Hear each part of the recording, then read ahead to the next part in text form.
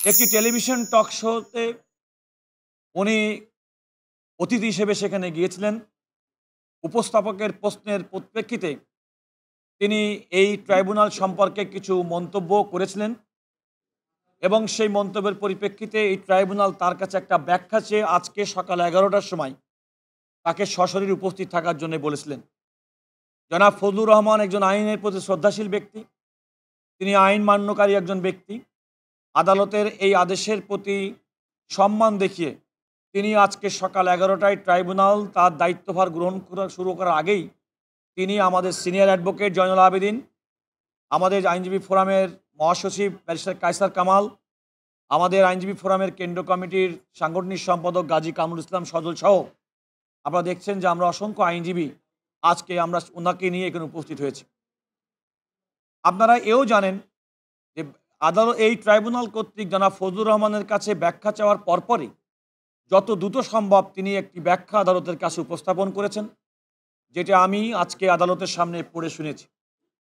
আপনারা লক্ষ্য করেছেন আদালত জনাব ফজলুর রহমানের কাছে যে প্রত্যাশা করেছেন উনি নিজেও আদালতের কাছে কথা বলেছেন এবং আমরা মূলত আদালতের কাছে আদালতের প্রতি জনাব ফজলুর রহমান এবং বাংলাদেশের বিচার ব্যবস্থার প্রতি তার যে শ্রদ্ধা এবং সম্মান এবং আস্থা সে কথাটি আমরা আদালতের সামনে উপস্থাপন করেছি। আদালত আমাদের বক্তব্যটি গ্রহণ করেছেন এবং আদালত গ্রহণ করে আদালত প্রত্যাশা করেছেন যে আমরা আদালত বিচার অঙ্গন বিচার বিষয়ক সম্পর্কে কোনো বক্তব্য দেওয়ার ক্ষেত্রে প্রত্যেকটা আইনজীবী সাধারণ মানুষ যেই হোক না কেন, বিশেষ করে জনাব ফজলুর রহমানের মতো বাংলাদেশের একজন প্রতিষ্ঠা একজন নাগরিক তার কাছ থেকে প্রত্যাশা করেছেন।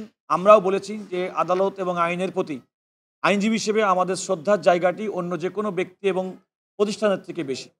আদালত আমাদের বক্তব্য শুনেছেন। আমাদের সিনিয়র জয়নুল আবেদিন তিনি আদালতকে বলেছেন যে অনেক সময় উনি কোনো ইন্টেনশন, ওনার উদ্দেশ্য ছিল না এই বক্তব্য যেটা দিয়েছেন তিনি এটা অস্বীকার করেননি, তবে তার কোনো উদ্দেশ্য ছিল না যে আদালতকে হেয় প্রতিপন্ন করা, মানুষের কাছে বিচারকে প্রশ্নবিদ্ধ করা কিংবা এই ট্রাইব্যুনালের কোনো কার্যক্রম কিংবা বিচারকে প্রশ্নবিদ্ধ করা। আমাদের সিনিয়র জনাব জয়নুল আবেদিন তিনি এখানে আছেন, তিনি এখন আপনাদেরকে বলবেন। এরপরে যদি আপনাদের কোনো কথা থাকে আমরা চেষ্টা করবো সে কথা বলার। মুক্তিযুদ্ধের সময় মানুষ কিভাবে কাটিয়েছে, যারা আমরা মুক্তিযুদ্ধ করেছি তারা কিভাবে জীবনকে কোনোভাবে বাঁচিয়ে এখন পর্যন্ত আছি, আজকের দিনে অনেকেই এই মুক্তিযোদ্ধাদের কথা ভুলে যান। মিস্টার ফজলুর রহমান এই মুক্তিযোদ্ধাদেরকে স্মরণ করতে গিয়েই একটি টকশোতে যে কথাগুলো বলেছেন, ইনফ্যাক্ট এটা আদালতকে মেলাইন করার জন্য বলেন নাই এবং আদালতকে উদ্দেশ্য করেও বলেন নাই। কাজেই আদালত যদি সঠিকভাবে দায়িত্ব পালন না করে তাহলে দেশে একটা বিশৃঙ্খলার সৃষ্টি হয়। এটা মিস্টার ফজলুর রহমান খান ভালো করেই জানেন, আমরা সকলেই জানি।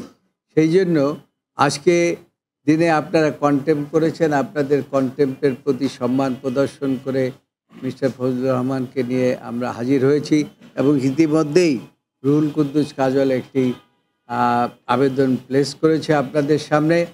আমি মনে করি যে সব দিক বিচার বিশ্লেষণ করে ফজলুর রহমান সাহেবকে এই যে তার বিরুদ্ধে যে কন্টেম্প প্রসিডিং করা হয়েছে এই প্রসিডিং থেকে তাকে অব্যাহতি দেওয়া উচিত।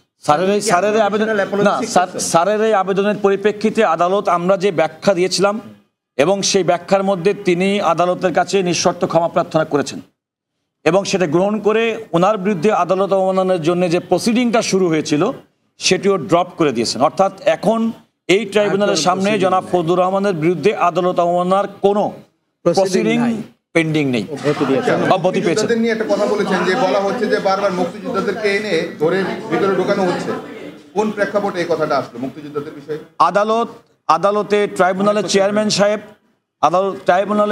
সাহেব যে কথাটি বলতে চেয়েছেন যে এই ট্রাইব্যুনালের কার্যক্রম অত্যন্ত স্বচ্ছতার সঙ্গে পরিচালিত হচ্ছে এবং অনেকের মধ্যে যে একটা ভুল ধারণা যে 71 সালের মুক্তিযুদ্ধকালে সংগঠিত অপরাধেরই শুধুমাত্র বিচার করবেন এই ট্রাইব্যুনাল, কথাটি এমন না। এমনকি শান্তির সময়ও কোনো ধরনের মানবতা বিরোধী অপরাধের কোনো অপরাধ সংগঠিত হলেও সেটিরও বিচার করার ক্ষমতা এই ট্রাইব্যুনালের আছে আইনগতভাবে। এটা হচ্ছে আদালতের একটা বক্তব্য। দ্বিতীয়ত হচ্ছে যে অনেকে মনে করে থাকেন যে এই ট্রাইব্যুনালে বুঝি মুক্তিযুদ্ধ বিচার করছে, কিন্তু আদালত সে কথা বলতে গিয়েই বলেছেন তার পরিবারের সদস্যরা মুক্তিযুদ্ধ আছেন এবং তারা মুক্তিযুদ্ধকে এমনভাবে ধারণ করেন যে কেউ তারা বলতেও চান না প্রকাশ্যে যে তারা তাদের পরিবারে কেউ মুক্তিযোদ্ধা আছে। অতএব মুক্তিযোদ্ধার প্রতি তাদের শ্রদ্ধা সম্মান, এবং ট্রাইব্যুনালের চেয়ারম্যান নিজে বলেছেন মুক্তিযুদ্ধকালে তিনি অষ্টম শ্রেণীর ছাত্র ছিলেন, অনেক মুক্তিযোদ্ধাদেরকে সহযোগিতা করেছেন, তাদেরকে অনেক সময় পথ নির্দেশ করেছেন, এবং সেই সময়কের যুদ্ধকে সফল করার জন্য, বাংলাদেশকে মুক্ত করার জন্য তার অবস্থান থেকে যেটুকু প্রয়োজন সেটুকু তিনি সহযোগিতা করেছেন। এই কথার পরিপ্রেক্ষিতে আদালত বলেছে এটি হচ্ছে অপরাধের শুধুমাত্র বিচার করে, সুতরাং এই অপরাধের বাইরে কোনো ব্যক্তিকে শুধুমাত্র তার রাজনৈতিক কিংবা তার ভূমিকা প্রশ্নবিদ্ধ করার জন্য ট্রাইব্যুনাল কাজ করে না। ট্রাইব্যুনাল প্রকৃতপক্ষে তার অধিক্ষেত্রের মধ্যে থাকা অপরাধের বিচার করে মাত্র।